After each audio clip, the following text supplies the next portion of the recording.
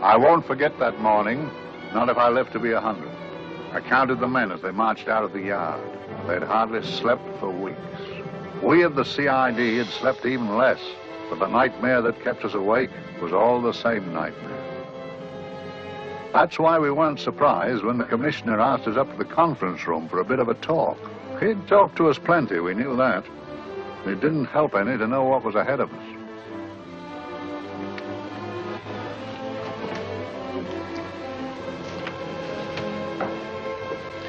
Must we have that window open, Gregson? Oh, shut it if you want to. Chief will be in enough of a temper without having a ruddy blast down the back of his neck.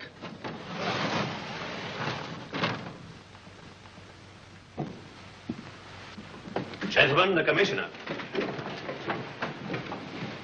Stuffy in here. Be seated, won't you? Gentlemen, if you wish to know what able men you are, read any of the works of popular fiction that glamorize your achievements, but don't, I beg of you, read the daily papers.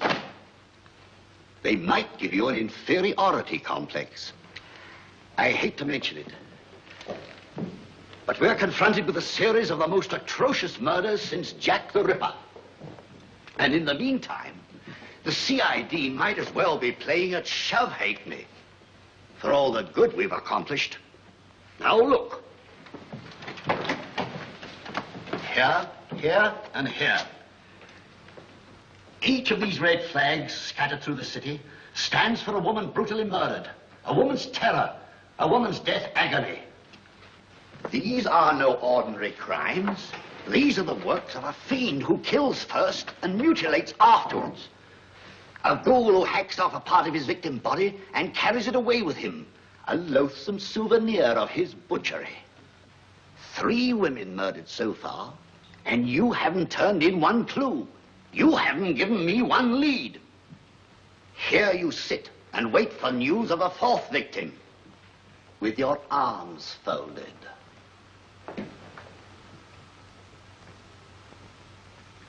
Well, we hadn't long to wait. It was down Lambeth Way where a young woman was hurrying home late last night. She saw something and stopped. It was a constable. He spoke to her and he walked along with her, just in case. He saw her go down the stairway to the basement lodging where she lived. We can only surmise what happened after that.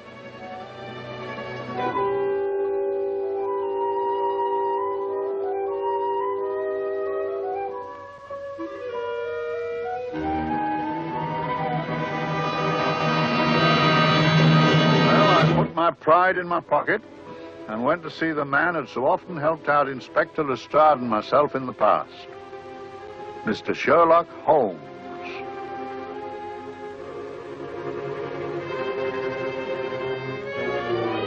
If ever a man needed help, I did.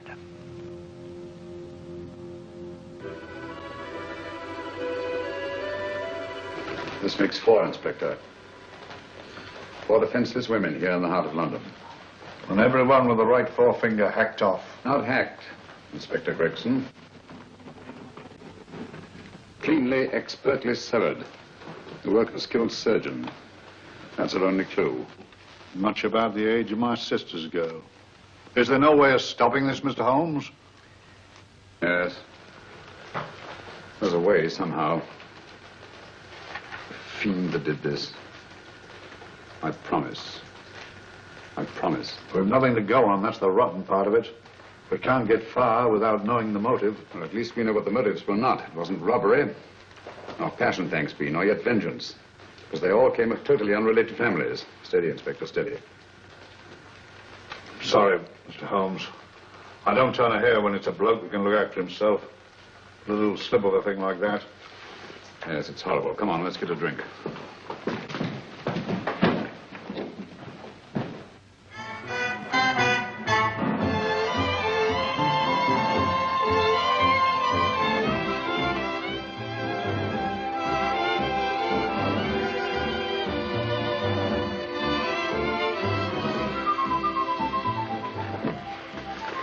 Good evening, Mr. Holmes. Good evening, Vincent. Whiskey and soda, please, and a double for my friend here, Inspector Gregson. Thank you, sir. Make mine Irish. Decent of you to give me a hand with this thing, Mr. Holmes.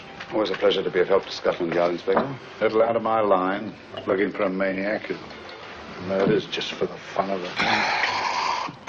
Or perhaps just to get a human finger. In all four cases, the murderer risked capture by stopping to secure a finger. One or four. Who knows? He's just a madman. Perhaps there's method in his madness. If we could just trace those missing fingers. If we could just drain the English Channel, we might find a penny. Huh? Oh, thank you. Can I keep those, Mr. Holmes? Thank you.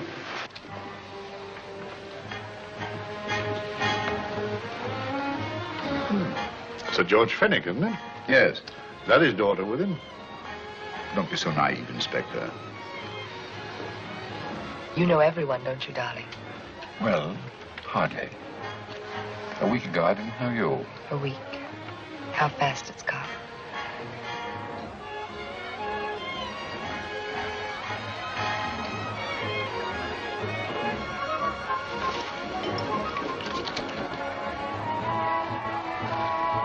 I collect these things. How very quaint of you. Shall we go? Yes.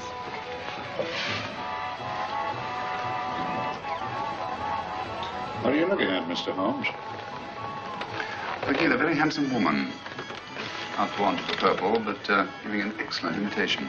Would you like to come to my flat for a nightcap? Lovely idea. Yes, isn't it?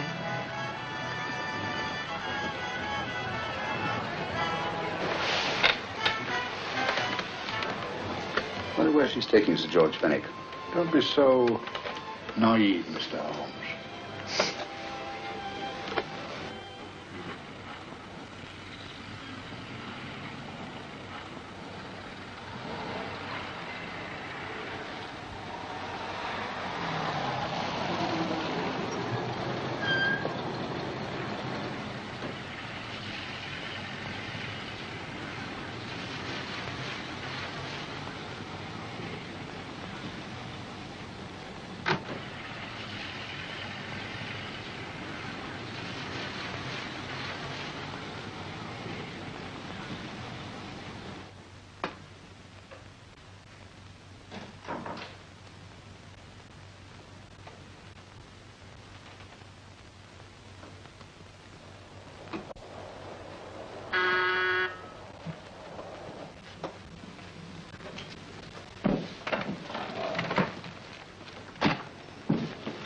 Good evening, Mum. Hello, Grandon. Any messages? No, Mum. Thank you. Drinks, Grandon. One of your nice surprises. Yes, Mum. I say, you don't mean that... Grandon's a marvel, aren't you, Grandon? Yes, Mum. You wouldn't believe the things she can do. Ah, charming place. Delightful. Really? Do you think so? I'm so glad. Do sit down. Do you mind? Do I mind? What a question. I don't mind anything, really. Except not being with you. Now, you really don't want me to believe that, do you? Not too seriously. Good. We're both quite grown up, aren't we? Quite.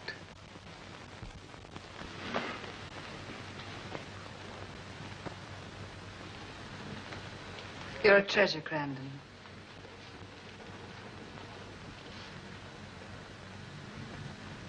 And lower the lights a little as you leave.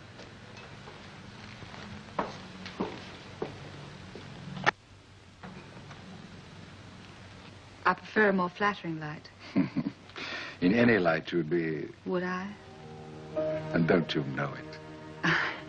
Perhaps I do.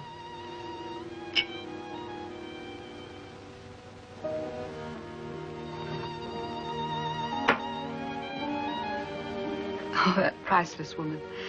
You wouldn't believe it, but she's absurdly romantic. She loves dreamy music, and she thinks that we... But we do, don't we? Do we? Well, it's rather soothing, restful. Yes. And we all need rest at times, like tired children who've played too long. You've played with wooden soldiers, I suppose. Funny. Hadn't thought of that for years. Toy boats were my special joy. Anything I could set afloat anywhere. Like this. And this. Toy boats sailing into the Never Never Land. The land of beautiful dreams. Look. Look, odd, isn't it, how the light is reflected? Little specks of light that move and move. Like stars on a slowly moving stream. You know, Holmes, I'm very sensitive to atmosphere. No? Yes, I can tell by the feel of this room there's been a murder committed here. It may interest you to know, my dear fellow, it was the other side of that door at the foot of the stairs that the poor girl was murdered. If only I could find it. Find what? The one thing these unfortunate victims had in common that might give us a motive for these murders. There must be something. Another Jack the Ripper, if you ask me, a homicidal maniac. No, Watson. In the case of Jack the Ripper, there was one thing in common. His victims were all from one walk of life, living in the same section of the city. In this case, the murderer chooses his victims from all walks of life and from different sections of the city. No, my dear fellow, this is not the work of a homicidal maniac. It's something infinitely more sinister. You give me the creeps. What on earth are you talking about? Watson, I'm convinced that these murders are only incidental to some larger and more diabolical scheme. That may be, but why the severed fingers? The answer to that question, my dear fellow, is our only hope of solving these mysteries. Dear sister, I am so happy. I had such a lovely holiday at Brighton with you and Alf. And I'm looking forward to being with you again. Poor little thing. Sort of raises a lump in your throat. I can picture her sitting here happily writing this letter. And a lot bitter realizing that she's shortly going to her death. Hello? Gregson. Oh, there you are, Mr. Holmes. I've been looking for you everywhere. What's happened? Murder in Edgware Road, not half an hour ago. Woman? Yes. And the right forefinger cut off clean.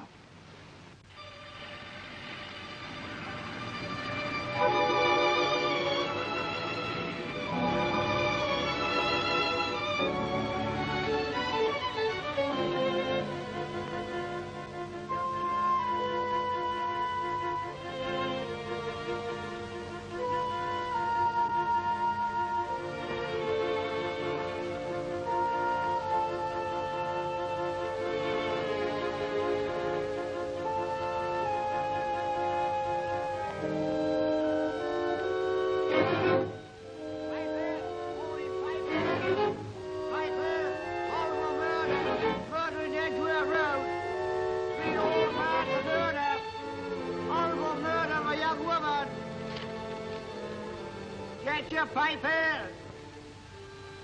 All for murder, papers, all about the murder. Morning papers, all about the murder. Paper, horrible murder. Another young woman found murdered, papers here. Horrible murder, paper, read all about it. Get your paper. Murder in Edgware Road. Horrible finger murder. Shocking murder. Murder in Edgware Road. Horrible murder of a young woman.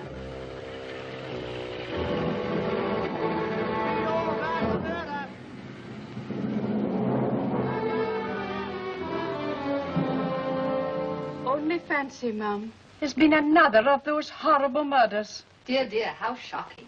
Yes, Mum. I really don't feel quite safe here myself.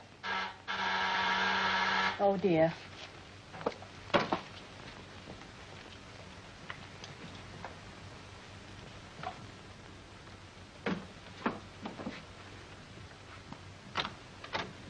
Why, Sir George! I must see Miss Marlowe at once. I don't know if she... I must see her. Where is she?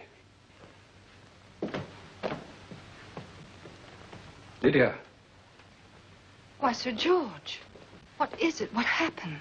I don't know. You'll have to help me. You've got to help me. But I don't understand. Listen, I woke up a few minutes ago in a cheap boarding house off Edgware Road. I don't know how I came there. I don't know when. The last thing I remember is being here with you. Calm yourself, Sir George. When did I leave here? Well, it was about, It was 10:45, Mum. Precisely. You seemed, forgive me, just a little distressed. Detached, not interested. I thought I'd said something to offend you. I don't remember.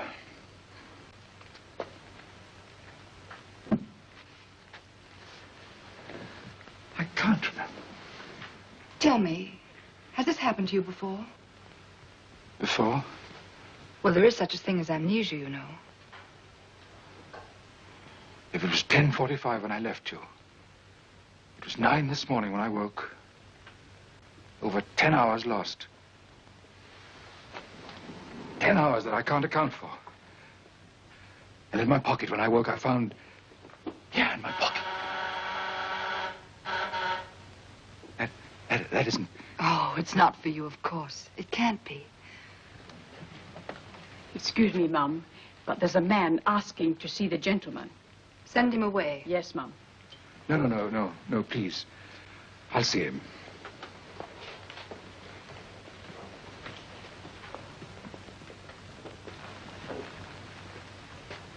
Well? Delightful room. Not much like the place you woke up in this morning. You followed me here? Yes. Are you a detective? Oh, no. Quite the contrary. Don't be afraid, Sir George. You know my name? Oh, yes. A very old and highly honored name. And being the bearer of such a name, and also a very wealthy man, I thought you might care to possess yourself of this trifle. Rather than let it fall into the hands of the police. It is yours, if I'm not mistaken. The initials, GF. Where did you get this? It came out of your pocket. I saw it fall, but you never noticed. You were very busy, bending over something with a knife. Then you put something in your pocket.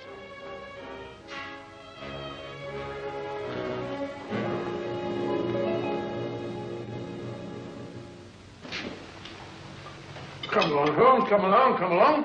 How many more times must I tell you? You're missing a treat. This is delicious. Little jam tarts to follow. Aren't you tempted? You and your flesh pots. They tell me that fish is good for the brains. Brains haven't any. You realize that a whole day and a night have gone by since that bestial affair in Edgware Road? I'm as much in the dark as ever.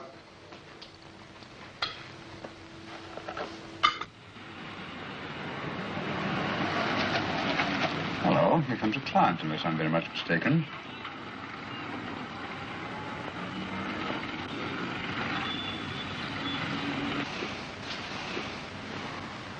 Well, attractive. Very attractive.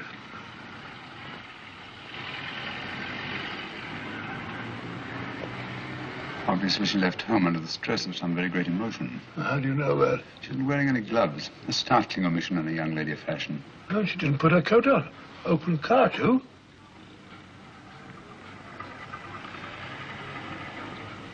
Furthermore, there's something in that bag she wants to show me. What makes you say that? The bag doesn't match her dress, indicating it was picked for size rather than style to accommodate some bulky object. Sure, amaze me, Holmes. What do you mention money for?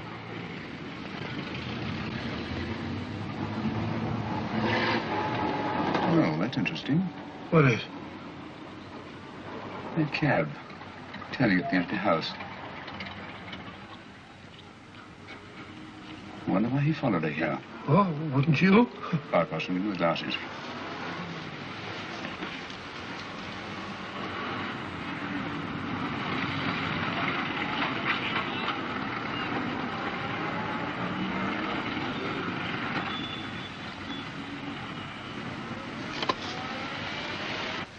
Well, we shall soon know. Yes, Mrs. Hudson? It's a young lady, sir. Most urgent. Ask her to come in. Go right in, miss. Mr. Holmes? Yes, this is my friend, Dr. Watson. How do you do? How do you do? Mr. Holmes, you must excuse me, please. Yes, well, won't you sit down? Come on. May I? It's quite all right. Thank you.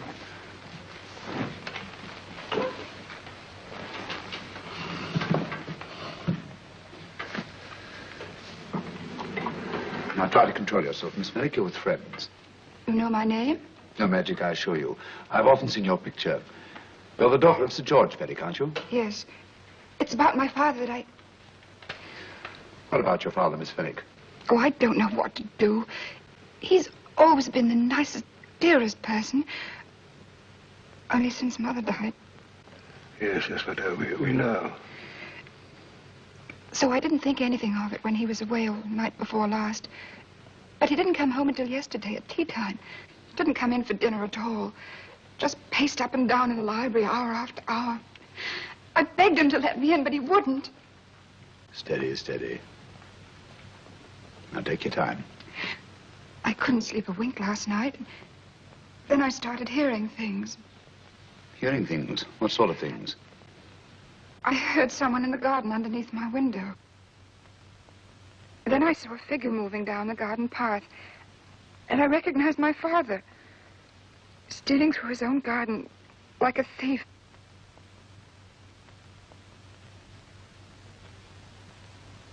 He had a spade in his hand.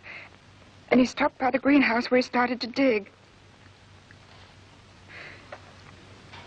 This morning, at daybreak, I stole out into the garden and I found this.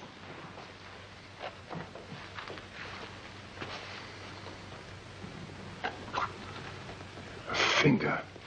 A human finger. Bring up Scotland Yard, will you, Watson? Ask them to get hold of Inspector Gregson and tell him to meet us at once at George Fenwick's house, Kingston. Operator, get to Scotland Yard quick. Where's my father, Norris? He's still in the library, miss. Thank you. We'll see him right away. Will you come with me, please? Thank you. I got your message, Mr. Holmes. Yes, indeed. Dad, may I come in? Dad. It's funny.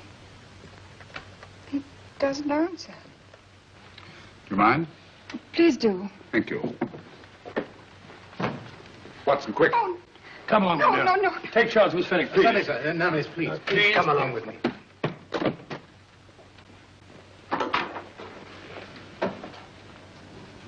Dead? Yes. What do you make of it, Doctor? Shot in the back, between the second and third ribs. The bullet undoubtedly penetrated the heart. Look at the powder marks on his coat. I was afraid of this. What do you mean? Don't you remember the man in the cab who followed Miss Fenwick to Baker Street? Well, you don't think he had anything to do with it, do you? I think it's reasonable to assume that he tipped off someone that I'd been sent for. Sir George has obviously been murdered to keep him from telling me what he knew. What was the weapon used? Small caliber revolver, point blank range by the look of the wound. The murderer came in through those French windows. The mud from the garden he brought in on his boots. Sir George must have surprised the intruder. Passed the room to him here. What follows we can't tell. But from the location of the wound, I'd say that he turned his back for a moment, and as he turned, the muzzle of the revolver was placed between his ribs and one muffled shot fired. And you mean to say he kept on going, even after he was shot? There's no doubt about it. Look there. The trail of blood leads us back to the desk. Something Sir George was after. Something. I know. He was trying to summon help, poor chap. I don't think so, Watson. There's the bell pull by the fireplace. No, you'll notice from the trail of blood that Sir George made straight for this desk here. I wonder, there was something he was desperately anxious to get. Hello. His right hand's clenched. That's perfectly natural. Death agony. The left hand lies open. Why only one hand clenched in the death agony? The right hand, the hand nearest the desk. Please note that. If Sir George took something off this desk, something so important that he spilled his last drop of blood to get it, I want to know what it is.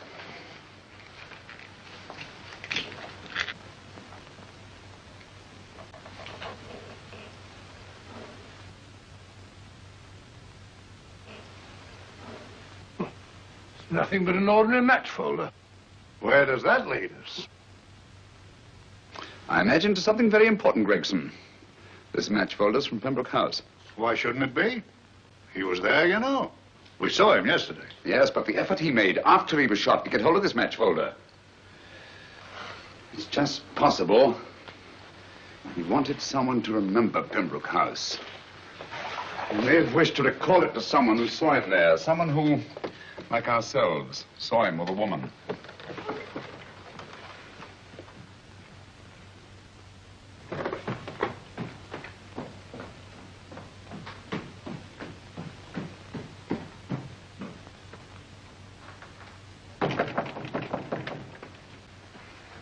Come in. Oh, Dr. Watson, this came by hand from Mr. Holmes not 10 minutes ago. Thank you, Mrs. Hudson. That would be the report from Sir George's bank. Report from Sir George. Oh, really? Don't you remember his daughter told us that he'd just closed his account? Had it looked into at once.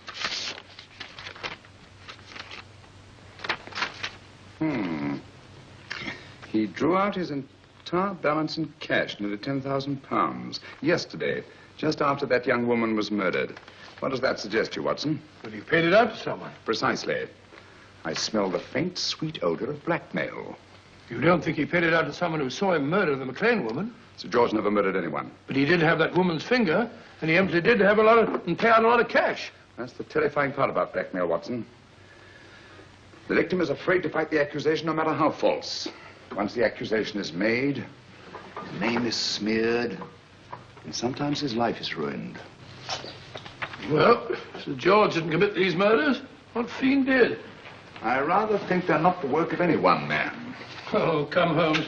You don't expect me to believe there's a whole organization going about killing people and chopping off their fingers. No, it's possible, quite possible. Well, whoever's behind all this thing must be out of his mind. On the contrary, my dear fellow, if my assumptions are correct, this little scheme has behind it the most brilliant and ruthless intellect the world has ever known. You don't mean Professor Moriarty? I do. Oh, steady, Holmes. You've got him on the brain. This is the third time in as many months you've suspected him of unsolved crimes. He's dead, you know. Is he? Is he? You know he is. He was hanged in Montevideo, well, over a year ago. I know that someone was hanged in Montevideo under that name. But I'll stake my reputation that Moriarty is alive and here, now in London. Hello? Yes, Dr. Watson, wait a minute. You me? Well, yes. This is Dr. Watson speaking. No, I'm afraid I've retired. I don't practice anymore. What? Oh, that's a different thing. An emergency case. Well, just a minute. Yes? Yes, well, see, she's not moved. Remember that? Don't touch her till I get there. Fractured case in McCardle's Mews. Heavy woman. 14 stone. Look at it. Just 14 stone. Just the sort of person who would hoist herself up on a stool to feed the canary. There ought to be a law against fat people keeping little dicky birds. Well, so long, old man. I shan't be very long. Haven't used that bag since I brought little Amelia. What's her name in the world? She grew up to be a very unattractive child. Oh, who wouldn't with a name like Amelia? Oh, Amelia. Amelia.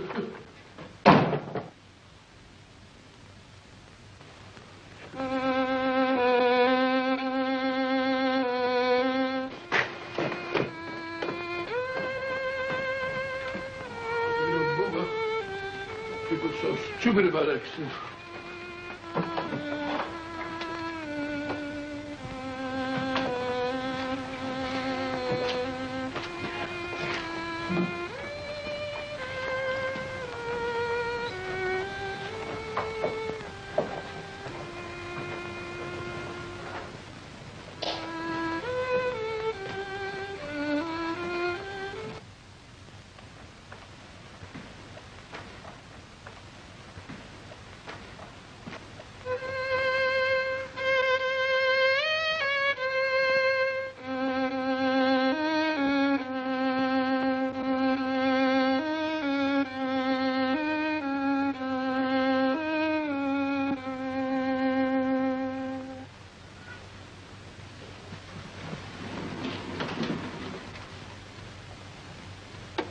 Oh, Professor Moriarty. Not that I wish to appear inquisitive, but to what am I indebted for the pleasure of this visit? Scotland Yard will be interested.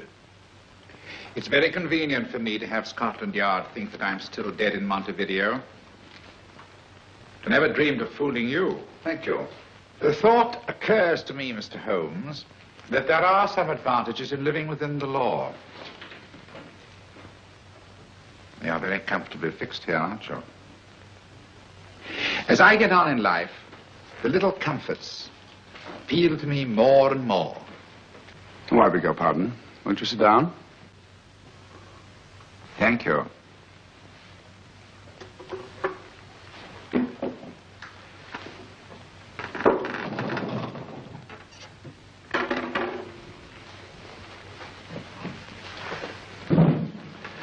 And now, Professor Moriarty, what can I do for you? Everything that I have to say to you has already crossed your mind. And my answer has no doubt crossed yours. Yes, final? What do you think? I shall not rest until you are hanged for the finger murders. You've no proof, you know. No, not a shred. But I have you. I could turn you over to the police here and now. You could. But if you did, you'd never see Dr. Watson again. Oh, the telephone call. Quite. I rather assumed you had taken some such precaution. Or I should have snatched up a revolver and indulged in a fit of heroics when you came in. Very smart, aren't you? Not smart enough. Or I should have anticipated you. But if any harm comes to Dr. Watson, I shall seek you out. I shall not rest until I find you, and when I do... No harm will come to Dr. Watson this time. But I can't answer for the future. Mr. Holmes, I should strongly advise you to drop this case. Don't be silly. Think it over. We've had many encounters in the past. You hope to place me on the gallows. I tell you I shall never stand upon the gallows. But if you are instrumental in any way in bringing about my destruction, you will not be alive to enjoy your satisfaction. And we shall walk together through the gates of eternity, hand in hand. What a charming picture that would make. Yes, wouldn't it? You know, I really think it might be worth it.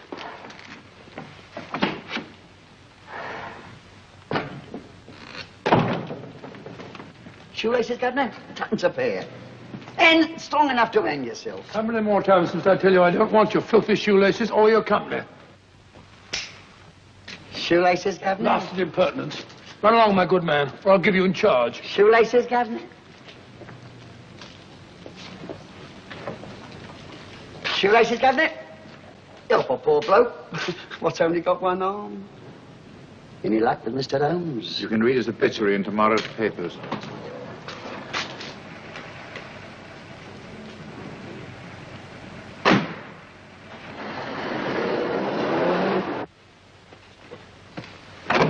Oh, there you are, Watson. Come in. I was, just going out to look for you. Look for me what for? Suppose you don't think I know my way about. Well, you're right, I don't. Blast all practical jokers anyhow. Know where I've been? On a wild goose chase. Exactly. There's no such number in McCardle's Muse. Some fool's idea of a joke. Did you see anyone? No, nobody especially. Only a whining old idiot selling bootlaces. Persistent beggar, wasn't he? Stuck to you like grim death. Huh? How do you know? And finally left you for someone who looked like better pickings. Someone, my dear Watson, was Professor Moriarty himself. What? He's just called on me. Moriarty here and you let him go? But you must be out of your mind. Why? Well, he bluffed me into believing that he was holding a friend of mine as hostage. Friend of yours who? Oh, nobody very important, just a fat, lazy fellow. Medical man, I believe. Medical man? Do I know him? Yes, I think you do. A fellow by the name of Watson. Watson, never heard. Oh, me? I'm afraid so, old fellow. Your street hawker's job was to do away with you in a certain contingency. And you let Moriarty go? Because of me? I had no choice. I can't afford to lose you, old fellow. Well, it's very decent of the old chap, I must say, but... well, I wish you'd nabbed him. We shall, never fear. I know the motive for the finger murders. All I have to find out now is the method used with the blackmail victims. Method? Yes. How does Moriarty get them to the scene of the crime? How does he plant those severed fingers on them? And how does he scare them into believing that they may have committed those atrocious murders themselves? Curious.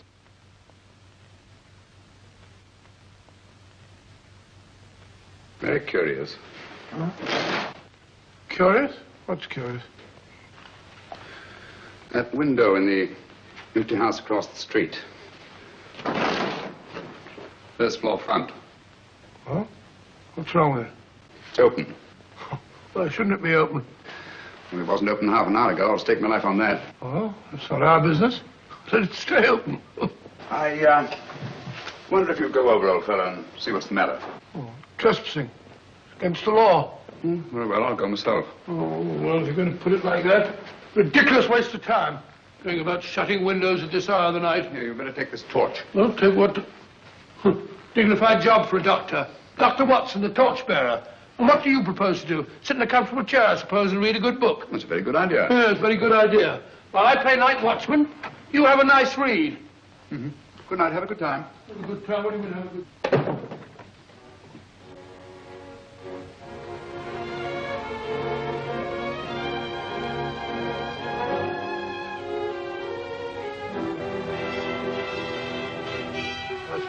I've done everything.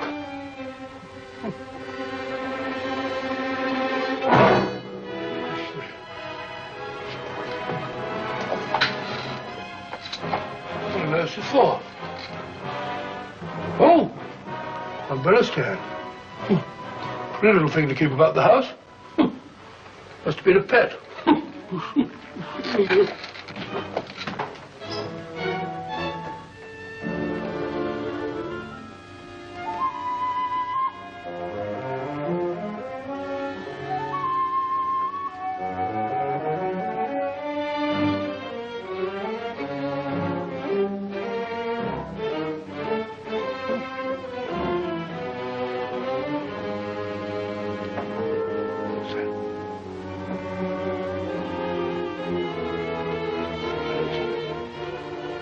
Rat number. This was the door.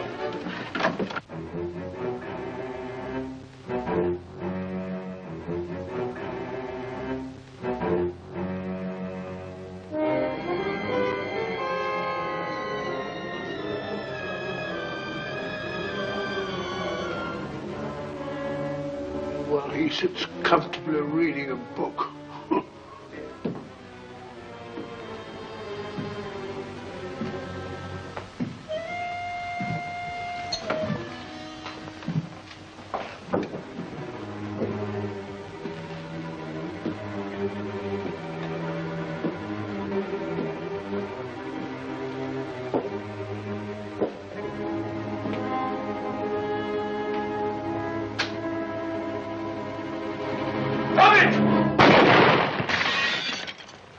He killed Holmes! He killed Sherlock! Watson. You? But I saw him shoot you a second ago. Not me, my dear fellow. Merely the bust of Julius Caesar. Incidentally, you may have noticed that all through the ages, prominent men have prominent noses. Oh, I'm afraid we're in for terrible trouble again with Mrs. Hudson. Windows smashed, plaster all over the floor. Get up, you.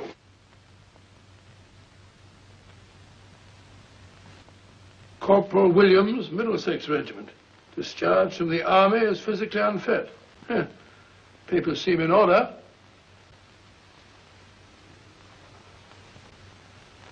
Now, Corporal Williams, you've seen service in the Far East, haven't you? The East? I thought so. Look at his complexion, Watson. Yellow as saffron. He's been taking atabrine. Cure for malaria. Sniper, aren't you? Sniper? Hmm. Why did you try to kill me? I had to kill him. I had to. Oh, snap out of it. Stop it, Watson. He's shamming. No, he isn't. Who told you to kill me? She told me. She told you? She told me I couldn't miss. Well, luckily you did miss, you murderer. He isn't a murderer, Watson. Listen, Corporal Williams. She told you you had to do it, didn't she? I had to do it. I've got it, Watson, I've got it. Got what? The method used in the finger murders. Well, what is it? Hypnotism, my dear fellow, hypnotism. And it wasn't against his nature, that's the devilish part of it. They picked a man for that purpose whose job was sniping. Who are they? Professor Moriarty and his finger murderers. Williams spoke of a woman. I think you'll find that she asked him home tonight for a drink. Nice quiet rooms, soft lights, music. You got it all pat, Mr. Holmes. What's the lady look like? Up 30, nice figure, blonde, lustrous eyes. Oh, really? Got a phone number? Oh, so? Williams will give us her address. Look after him, Gregson. Don't let anyone come near him. He's our key witness in the finger murders. Well, I hope you're guessing right, Mr. Holmes. Get up, Williams. Now, go with Inspector Gregson anywhere he tells you. Come on. Yeah. Ring me as soon as he comes to himself, will you? I will. Good night, gentlemen. Good night. Well, if you believe that fellow Williams was hypnotized, I suppose you think Sir George Fenwick was hypnotized too. Yes, I'm quite sure of it. Have a cup of tea? Thanks, old boy. Nothing to eat. Well, why didn't these people make Sir George do the murder himself? Because they didn't want to get him hanged. They wanted to blackmail him. Well, who do you think the actual murderer is? One of Moriarty's gang. A diabolically simple technique. Kill a woman. Yes, but why cut off the fingers? My dear fellow, don't you understand? The severed finger is what links the blackmail victim to the murder. He wakes, finds the grisly thing in his pocket. He doesn't know how it got there. He's no idea that he's been hypnotized. For all he knows, he may have committed the atrocious crime during some dreadful lapse of sanity. In that state, when he's utterly demoralized, the blackmailers take over. Is that it? Undoubtedly. You see, they swear that they saw him commit the murder. And being human, the victim will pay anything rather than stand trial on a charge that will make his very name loathsome. Oh, it all fits in if you believe in hypnotism. The only possible explanation. You think the hypnotist is that woman with the blonde hair, the lustrous eyes, the woman you invented? I didn't invent her. I saw her. What on earth are you talking about? That woman, my dear Watson, was with Sir George when he left Pembroke House. I saw her there. I shall see her again, and Williams will lead me to her. That's why it's so important to keep him safe. He will identify her.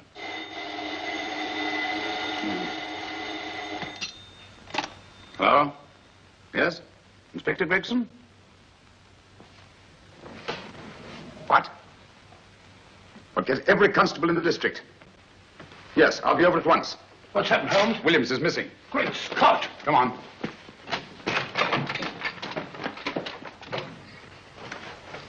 Lorry crashed into Gregson's car. During the confusion, Williams disappeared. Escaped, eh? No, kidnapped. To keep him from talking when he came to. You don't think that Moriarty... Moriarty? Anything is possible.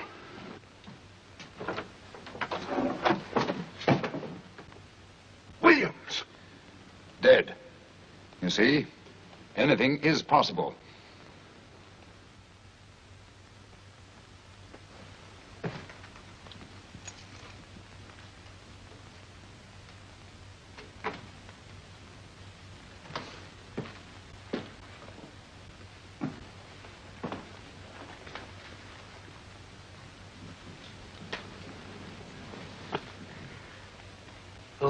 Good morning, Professor Moriarty. You startled me. I'm dressing another dolly, a dear little nurse. Is there anything wrong with your finger? Just a splinter. Nasty thing, splinters. Most trying. One can't be too careful, but I'll get it out for you. I have the very instrument to help you. Sharp enough to split a hair. Put those tools away until they're needed. But they're not tools, sir. They're instruments. Put them away. Is Lydia in? Yes. But really, you should let me. Get dressed. Holmes and Watson just left Baker Street for the Mesmer Club. Mesmer Club? The meeting place of all the top hypnotists in London. Do you suppose that Mr. Holmes is onto our method? If he suspects, it's merely a suspicion. It's our business to see that it ends there. I hope you're right. Williams passed away before he could talk, remember? What do you want me to do? Go to the Mesmer Club, meet Holmes, and induce him to come back here. Isn't that a bit dangerous? Every meeting with Sherlock Holmes is potentially dangerous. However, you say he didn't see your face at Pembroke House. And how would you suggest I get Mr. Holmes to accompany me here? Kidnap him? Oh, no. Holmes has one weakness, his insatiable curiosity. If you can arouse that, you can lead him anywhere. It's up to you to take advantage of any opportunity that may arise. This way, please, gentlemen. I'll tell Dr. Onslow that you're here. Thank you. So this is the Mesmer Club. If you ask me, hypnotism is a lot of mumbo-jumbo. Oh, come now, Watson. As a medical man, you must admit that hypnotism has its place in modern science. That may be, but 90% of hypnotists are crooks of the worst kind. Nothing more than a lot of charlatans exploiting weak-willed morons. Ah, Dr. Onslow, I believe. Happy to meet you, Mr. Holmes.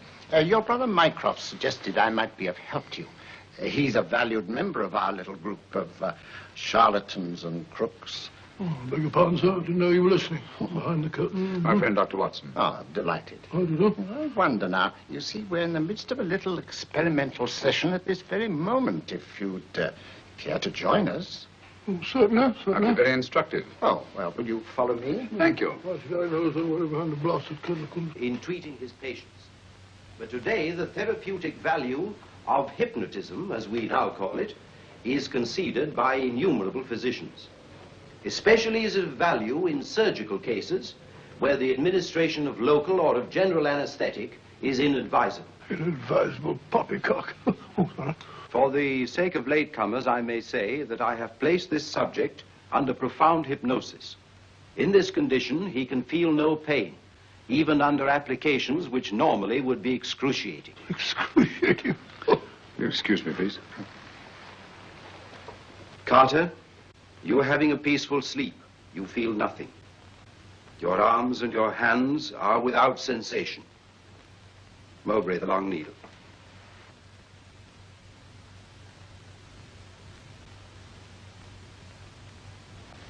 Carter, give me your right hand.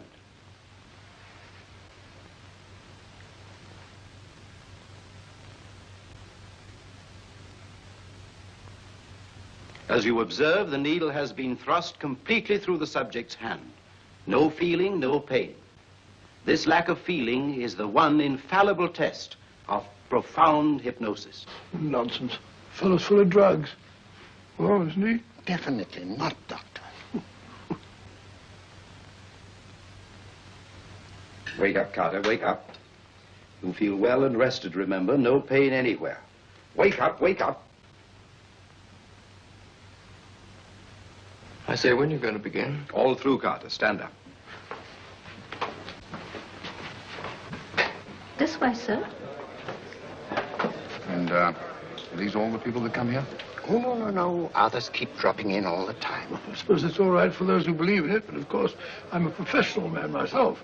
Then you don't believe in hypnotism, Dr. Watson? I don't deny that there are certain types of hysterical, feeble-minded people who go under if you point your finger at them. But anyone with an ounce of character... How right you are. You see right through our little artifices, don't you, Doctor? Right through, my dear sir. Right through. Quite so.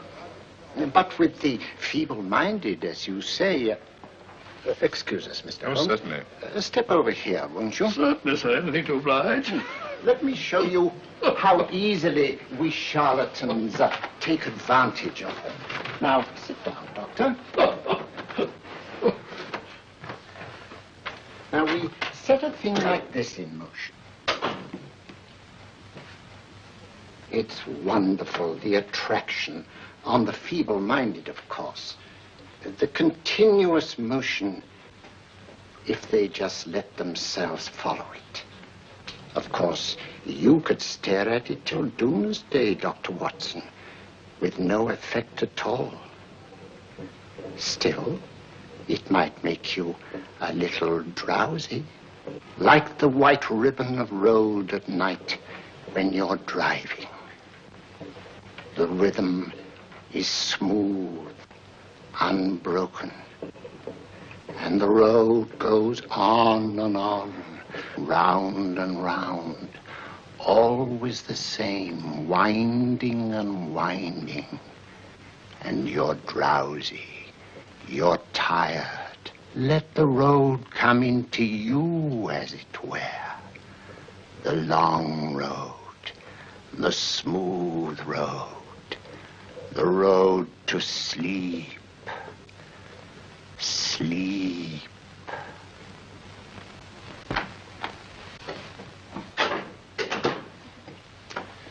Open your eyes. Stand up.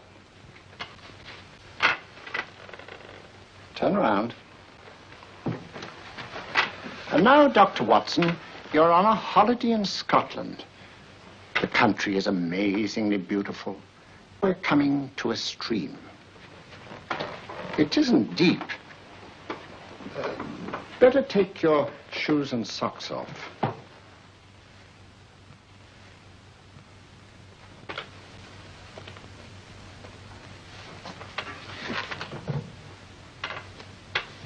Roll up your trouser.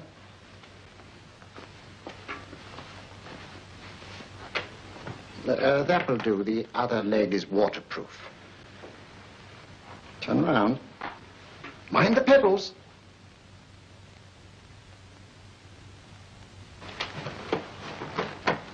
Sit down.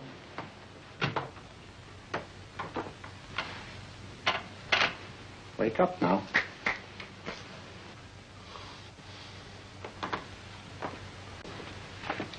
There, I see. What I tell you, it didn't work with me. Why, nobody with an ounce of character.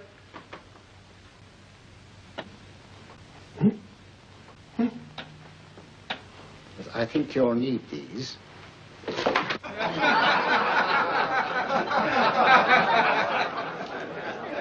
Nothing to laugh at. Watson, she's here. Oh, the woman you're looking for? Yes, I'm going to meet her. Perhaps I can induce her to take me to Moriarty. Do you think it's wise, Holmes? May not be wise, but it's essential. After all, I've held me on with Moriarty in the past. But isn't it dangerous? She might be a hypnotist. My will isn't stronger than hers. I deserve to be hypnotized. I feel I must protest, Dr. Onslow. I was told this was a gathering of serious students of a great science, and I find myself in a company of buffoons. Oh, my dear madam. Elliott's and Esdale Braid. Were those men martyrs for the truth, that you may laugh over your childish, cruel tricks? I must say I'm in complete agreement with you, madam. This was most unnecessary performance, Dr. Onslow. Beg your pardon, sir. My name is Holmes, Sherlock Holmes. At your service, madam. Thank you, Mr. Holmes. I'm afraid I've created a rather embarrassing situation. But you see, I'm interested in the serious study of hypnotism. So am I, too. Perhaps we have something in common, Mr. Holmes. Perhaps we have. Would you join me for a cocktail at Pembroke House? I should be delighted. Good.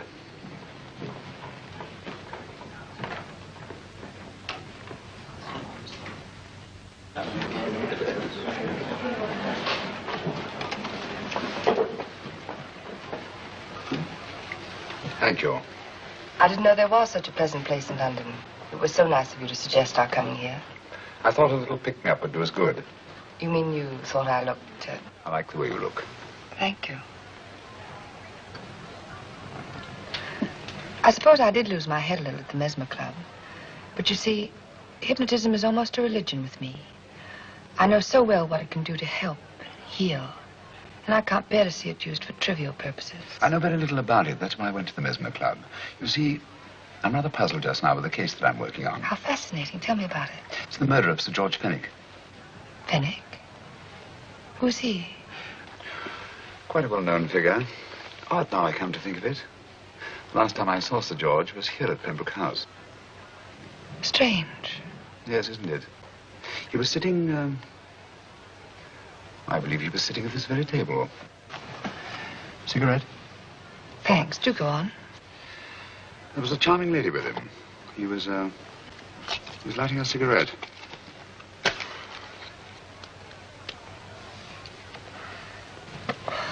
Charming. Did you see her face? No worse luck, but merely her back. How unenterprising of you. Yes, wasn't it? Afraid I'm getting a little older. I shouldn't say so. That's nice of you. Still, the first time in my life I've got hold of a case that's beyond me. I'm actually losing sleep over it. You know, Mr. Holmes, I believe I could help you. Really? I should be very grateful. You're amused. Oh, merely skeptical. How would you go about it? I've used hypnotism more than once in healing. Not for profit. I'm not a professional. But I do think I could help you. If you'd care to... I can't think of a pleasanter experience.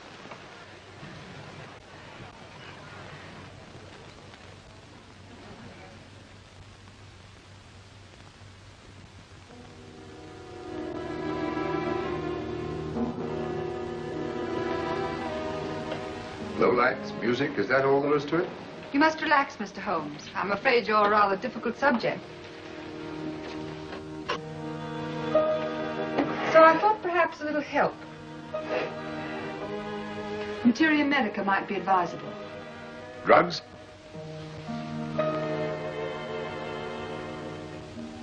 No, I'd rather not, if you don't mind. As a matter of fact, I'd rather not myself. But Schrenk-Notzing, he practiced in Munich, you know.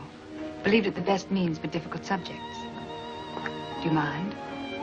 Well, as a matter of fact, I don't approve of sedatives. Just as you wish. We don't have to go on with this at all, you know. Wait a minute. Wait a minute. All right. I'll take a chance. It's really quite harmless. What is it? Cannabis japonica, an oriental soporific. You need water.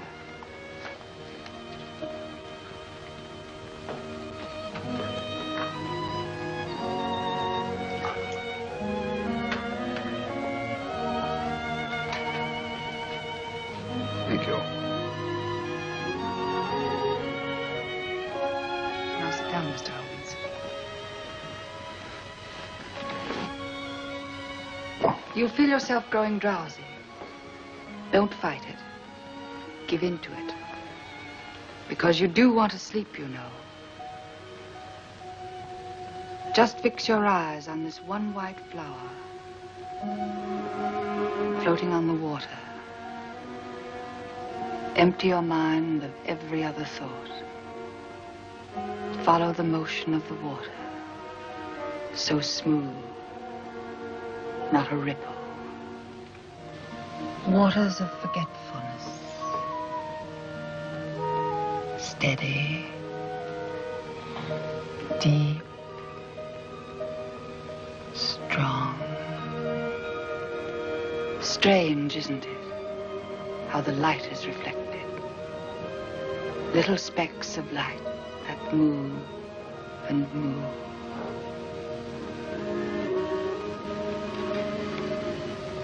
It's restful here. It's peaceful. It's friendly. And you're very close to finding what you're looking for. You'll find them soon now. The guilty ones. When you're rested, gentle waters closing over you. Steady, deep, strong. Drawing you down, down, down.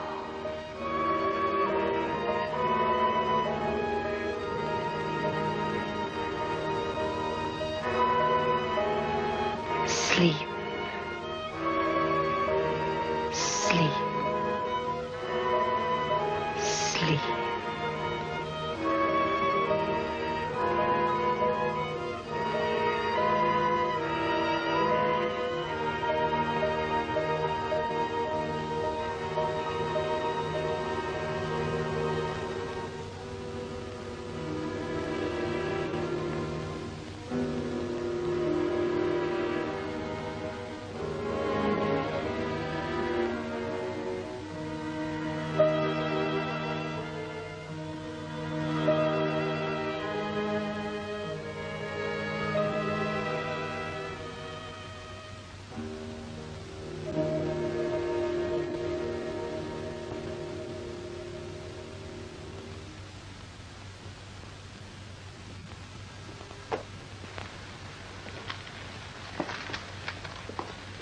Here he is, Professor Moriarty. Stand up, Mr. Holmes.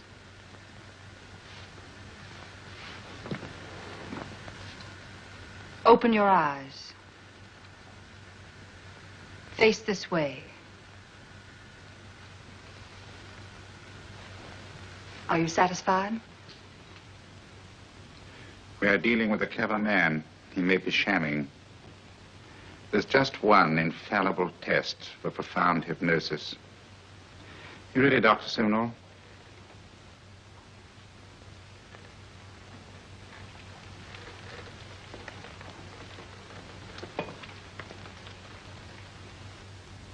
That will do, Doctor.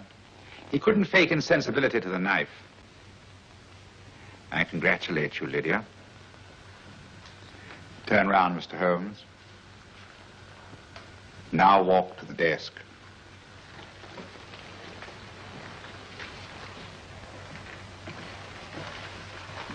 Sit down. Take that pen and write what I tell you to write. I have at last found a case which I cannot solve.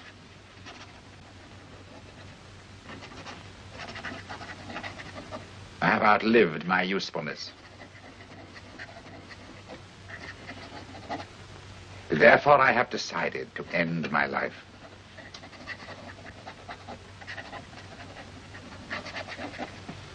Sign your name. Now blot it.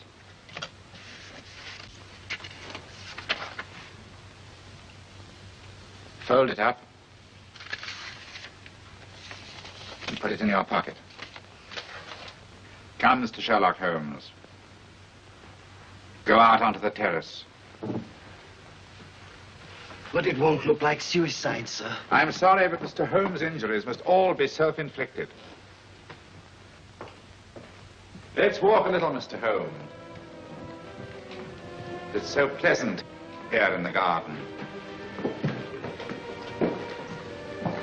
Just step up here onto the terrace. It's a nice, broad terrace. Now turn to the left and walk slowly to the end of the terrace.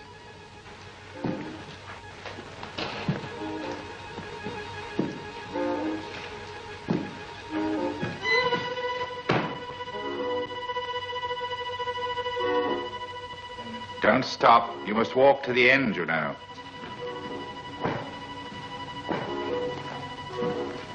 The end leads to an open doorway. You can pass through it in perfect safety.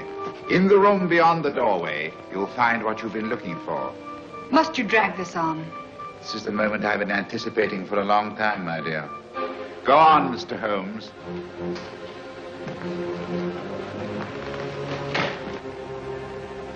Through the open doorway, you will find the man responsible for the finger murders and the death of Sir George Fenning. Professor Moriarty. Holmes! Stand still. What a beautiful view, Watson. I'm quite enjoying it. No, you're not. You're hypnotized. You're under a spell. Stand still. Don't move. Steady, Holmes. Steady does it. Stand perfectly still where you are. Nonsense, Watson. You don't know what you're doing. Of course I know what I'm doing. You mean you're not hypnotized? Certainly not. Then get off the wall, you idiot. Oh, look out! Holmes! Dear fellow. What were you doing up there?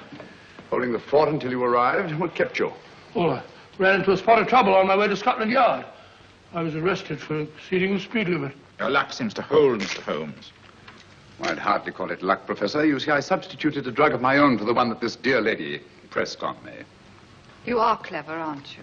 A drug that, although it leaves the subject conscious, renders him quite insensitive to pain. That accounted for my lack of reaction to Dr. Simnel's knife. Well, Gregson, quite an impressive haul.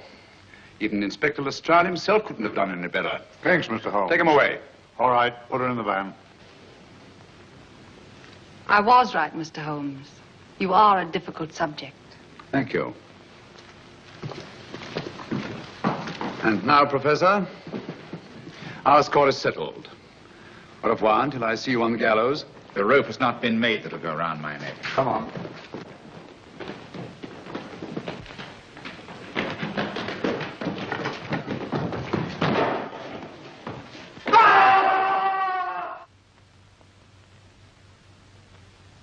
I'll take care of things, Mr. Holmes. Thank you, Inspector.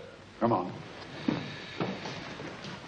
An evil man, Holmes, but what a horrible death. Better than he deserved. What are you thinking of? I'm thinking of all the women who can come and go in safety in the streets of London tonight. Stars keep watching the heavens. And in our own little way, we too, old friend, are privileged to watch over our city.